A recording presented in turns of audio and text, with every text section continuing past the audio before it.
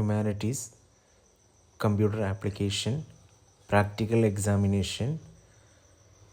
Questions.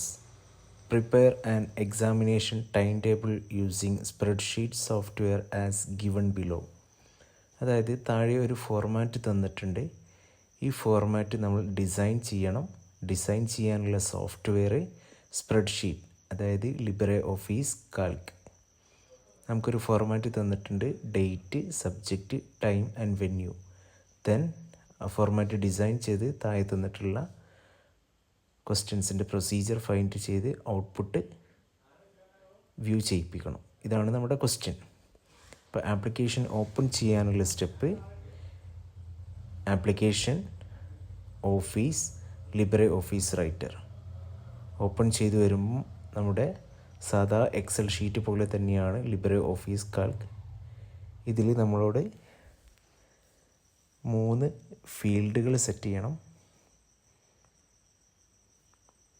ആദ്യത്തെ field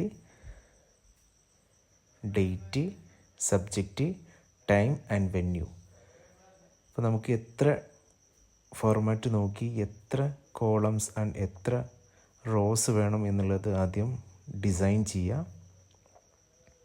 എന്നിട്ട് അതിനൊരു ബോർഡർ സെറ്റ് ചെയ്യണം. ബോർഡർ സെറ്റ് ചെയ്യാൻ ഫോർമാറ്റ്, സെല്ല്, അതിൽ ബോർഡേഴ്സ്, എന്നിട്ട് ഓക്കെ ക്ലിക്ക് ചെയ്യുക. ദെൻ അപ്പോൾ നമുക്കൊരു ബോർഡർ സെറ്റ് ചെയ്ത് വരും. ബോർഡർ സെറ്റ് ചെയ്ത് കഴിഞ്ഞതിന് ശേഷം ഓരോ ഫീൽഡ് നമ്മൾ സെറ്റ് ചെയ്ത് കൊടുക്കുക. Date, then time, venue and subject. Okay, ഫീൽഡുകളൊക്കെ സെറ്റ് ചെയ്തു.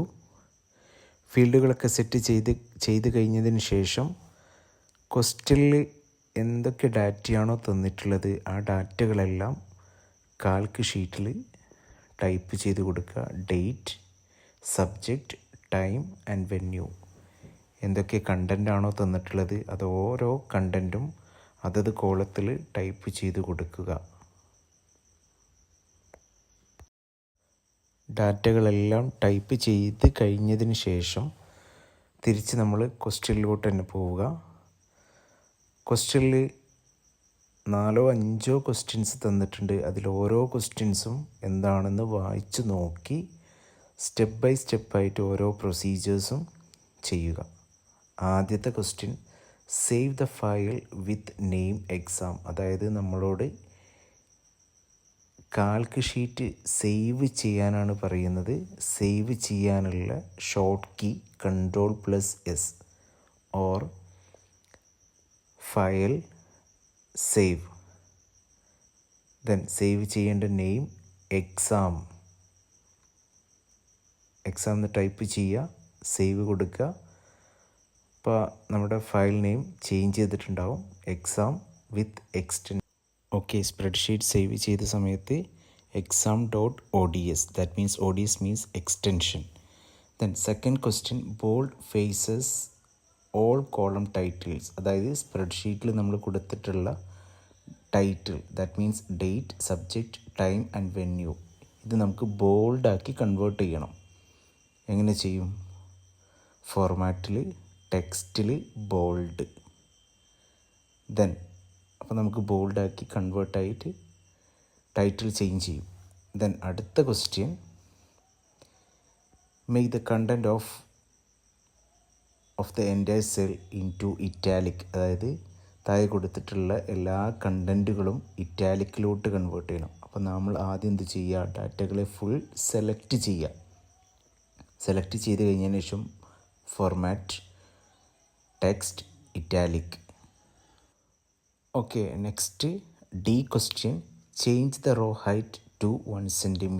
അതായത് എക്സൽ ഷീറ്റിലെ ഡാറ്റയുടെ റോ ഹൈറ്റ് ചേഞ്ച് ചെയ്യണം. അപ്പോൾ ഡാറ്റകൾ ഫുൾ സെലക്ട് ചെയ്യുക, എന്നിട്ട് ഫോർമാറ്റിൽ row, then height, then change the row height size into 1 cm, then press OK.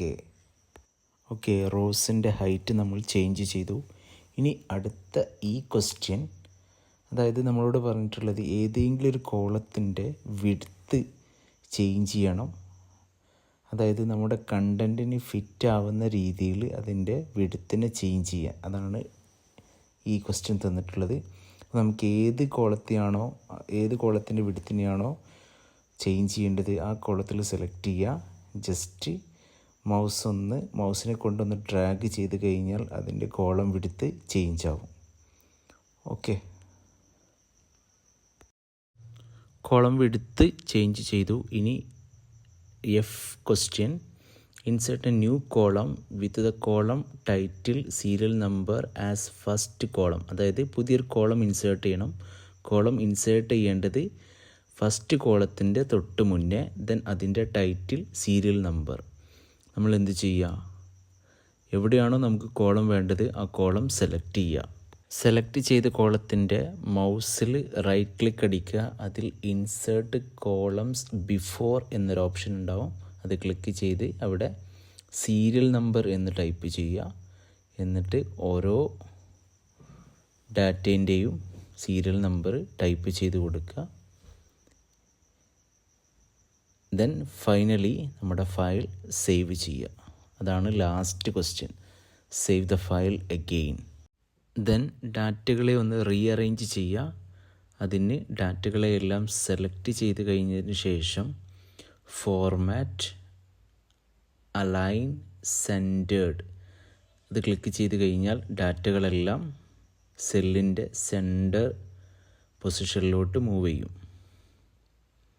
അപ്പോൾ ഇതാണ് നമ്മുടെ ക്വസ്റ്റ്യൻ.